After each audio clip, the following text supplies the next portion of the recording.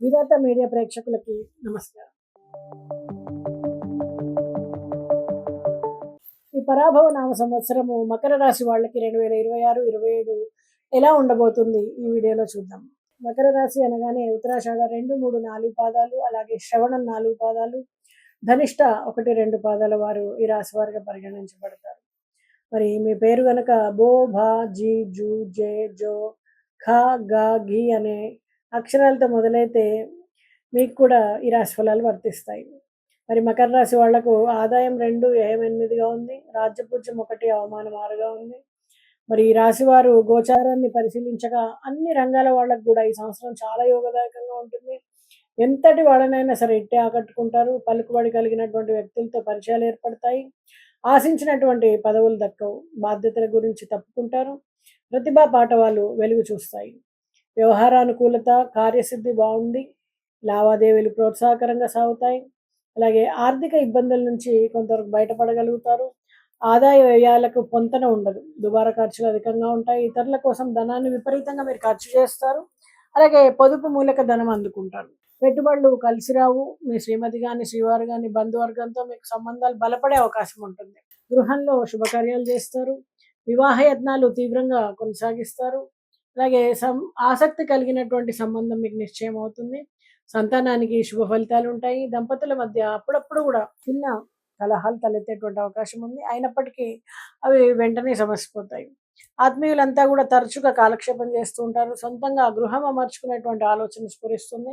అందుకు తగ్గట్టుగా మీకు ప్రయత్నాలన్నీ కూడా కొనసాగుతాయి.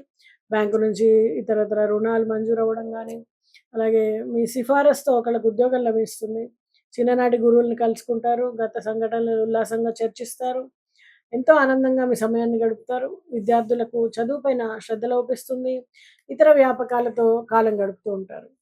మరి పరీక్షల్లో ఉత్తీర్ణులు కావడం కొంచెం కష్టమవుతుంది. ఏకాగ్రతతో కనుక శ్రమిస్తే మంచి ఫలితాలు, ర్యాంకులు సాధించగలుగుతారు. వీళ్ళకి ఇంజనీరింగ్, మెడికల్, లా కోర్సుల్లో ప్రవేశం లభిస్తుంది. అసాంఘిక కార్యకలాపాలకు ఎంత దూరంగా ఉంటే మీకు అంత మంచిది. మీ కెరీర్ అనేది బాగుంటుంది. మీ విద్యా జీవితం అనేది బాగుంటుంది. ఈ సంవత్సరం ఉద్యోగస్తులకు అన్ని విధాలా బాగుంటుంది. నగదు బహుమతి, ప్రమోషన్స్, అవార్డులు, రివార్డులు అన్నీ అందుకుంటారు. అధికారులు సైతం వీళ్ళ ఉన్నతికి సహకరిస్తారు. ప్రైవేట్ సంస్థల ఉద్యోగస్తులు ఎంత శ్రమించినా కూడా ఫలితం ఉండదు. అనుక్షణం యజమానుల కోపతాపాలకు గురి అవుతూ ఉంటారు. ఈ సంవత్సరం చివరిలో వీళ్ళకి స్థాన మార్పు అనేది ఉంటుంది. ప్రోత్సాహకరమైనటువంటి అవకాశాలు లభిస్తాయి. నిరుద్యోగులకు ఇంటర్వ్యూలో మంచి ఫలితాలు సాధిస్తారు. వీళ్ళ ప్రతిభకు తగిన అవకాశం వెతుక్కుంటూ వస్తుంది. వ్యవసాయ రంగంలో వాళ్ళకి మొదటి పంట కంటే కూడా రెండవ పంట అధిక దిగుబడినిస్తుంది. పంటలకు తగినటువంటి మద్దతు ధర లభిస్తుంది. దళారుల వల్ల పడకుండా కొంత ఆలస్యంగా అయినా సరే మంచి ధర కోసం వేచి ఉండండి. ఇది చాలా చక్కటి ఫలితాలు ఇస్తుంది.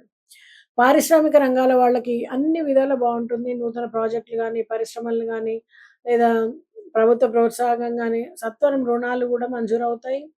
ఆరోగ్యం పట్ల మరింత శ్రద్ధ ఎక్కువ అవుతుంది. అప్పుడప్పుడు స్వల్ప రుగ్మతలకు గురైనా కూడా వెంటనే తగ్గిపోతాయి.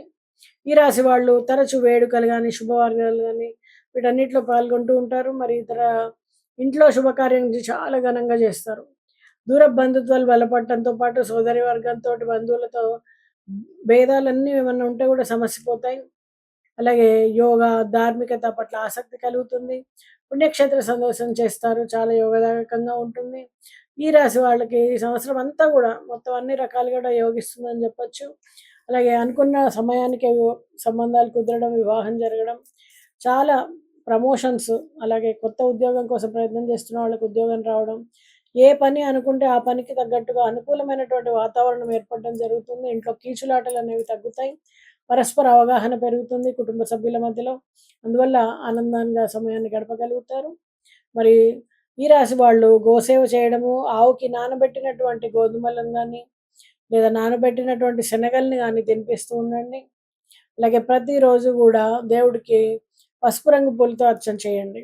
ఈ రకంగా చేయడం ద్వారా దక్షిణామూర్తి కృప వలన మీకు అనుకున్నటువంటి కార్యాలన్నీ కూడా సమసిపోతాయి. మంచి ఫలితాలు అనేవి వస్తాయి. అందరికీ మరొక్కసారి పరాభవ నామ సంవత్సర శుభాకాంక్షలు. సెలవు.